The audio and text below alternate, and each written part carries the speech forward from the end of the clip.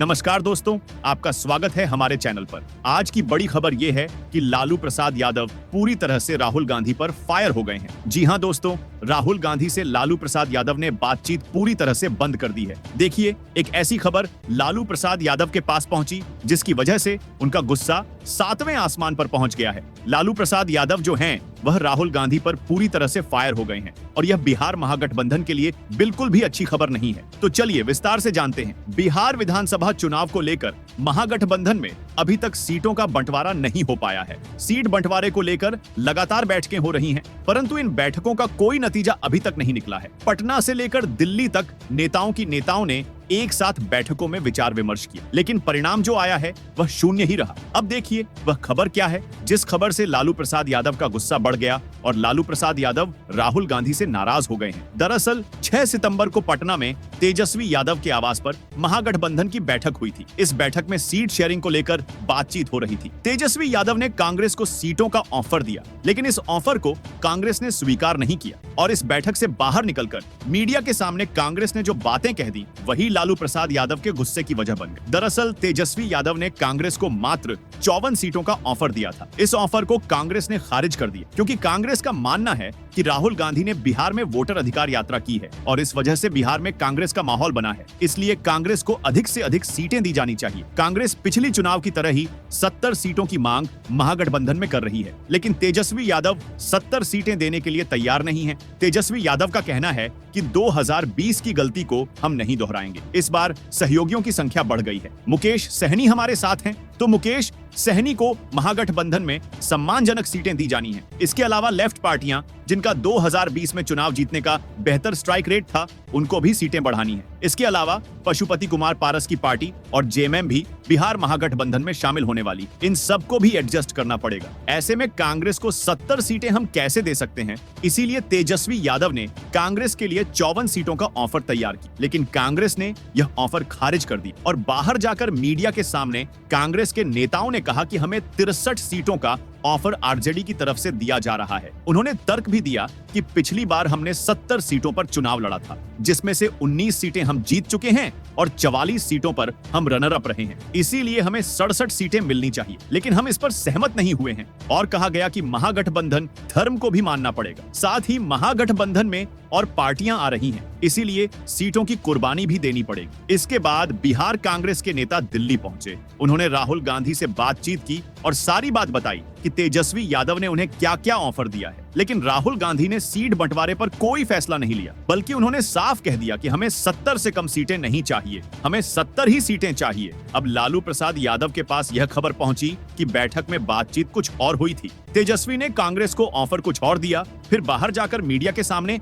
ऐसा बयान क्यों दिया गया? इसी बात को लेकर लालू प्रसाद यादव का गुस्सा कांग्रेस पर फट पड़ा। लालू प्रसाद यादव ने कह दिया कि अब सीट बंटवारे पर कोई बातचीत नहीं होगी, हम जो तय करेंगे आपको मानना होगा, नहीं तो आप जो करना है कर लीजिए। आप महागठबंधन में रहना चाहते हैं तो रहिए, महागठबंधन से बाहर जाना है तो जाइए, हमें कोई फर्क नहीं पड़ता। लालू प्रसाद यादव पहले से ही राहुल गांधी से नाराज चल रहे थे। जैसे ही राहुल गांधी बिहार की राजनीति में सक्रिय हुए, लालू प्रसाद यादव असहज हो गए, क्योंकि अब तक बिहार में क्या क्या होगा यह लालू प्रसाद यादव ही तय करते थे। कांग्रेस का हर डिसीजन लालू प्रसाद यादव की सलाह से होता था, लेकिन पहली बार राहुल गांधी बिहार की राजनीति में इतनी सक्रियता दिखा रहे हैं। दोस्तों, इस समय बिहार महागठबंधन पूरी तरह से टूटने की कगार पर पहुंच चुका है। इसके पीछे सबसे बड़ी वजह बन रही है सीट शेयरिंग पर चल रही किचकिच। याद दिला दें, पिछली बार 2020 के विधानसभा चुनाव में बिहार में सीट शेयरिंग का जो फॉर्मूला अपनाया गया था, उसमें आरजेडी को कुल 144 सीटें दी गई थी, कांग्रेस को 70 सीटें दी गई थी। वहीं लेफ्ट पार्टियों में सीपीआई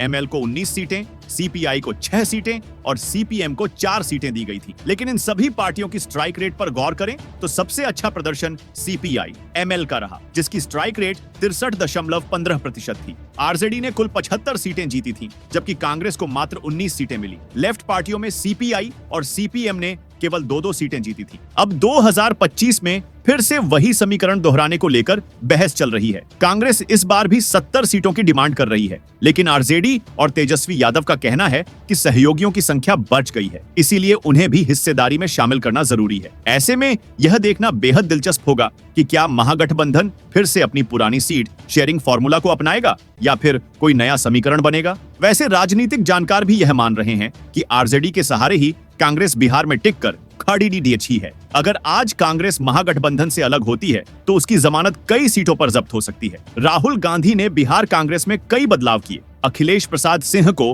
प्रदेश अध्यक्ष के पद से हटा दिया, जिससे लालू प्रसाद यादव पहले से भी नाराज हो गए। इसके अलावा राहुल गांधी ने वोटर अधिकार यात्रा की शुरुआत की। लालू प्रसाद यादव नहीं चाहते थे कि तेजस्वी यादव ज्यादा सक्रिय हों, लेकिन तेजस्वी यादव ने राहुल गांधी के साथ पूरे वोटर अधिकार यात्रा में हिस्सा लिया। यहां तक कि राहुल गांधी ने तेजस्वी यादव को प्रधानमंत्री उम्मीदवार घोषित भी कर दिया। लेकिन जब राहुल गांधी से पूछा गया कि क्या आप तेजस्वी यादव को बिहार का मुख्यमंत्री बनाएंगे, तो राहुल गांधी चुप हो गए, जिससे यह मान लिया गया कि उन्होंने तेजस्वी यादव के सीएम फेस पर अपनी मंजूरी नहीं दी। यह बात भी लालू प्रसाद यादव को और चिढ़ा गई। अब लालू प्रसाद यादव ने मोर्चा संभाल लिया है। सोनिया गांधी को भी फोन करके कहा है कि अपने बेटे को संभालिए, बिहार महागठबंधन में ज्यादा एक्टिव मत बनाइए। हम तय करेंगे कि कांग्रेस को कितनी सीटें मिलेंगी और कौन कौन सी सीटें मिलेंगी। लालू प्रसाद यादव पहले भी कह चुके हैं कि बिहार में कांग्रेस का कोई जनाधार नहीं है, कांग्रेस के पास कोई वोट बैंक नहीं है, और राजनीतिक जानकार भी यही कहते हैं कि आरजेडी के सहारे ही कांग्रेस बिहार में जिंदा है। अगर आज कांग्रेस आरजेडी छोड़ दे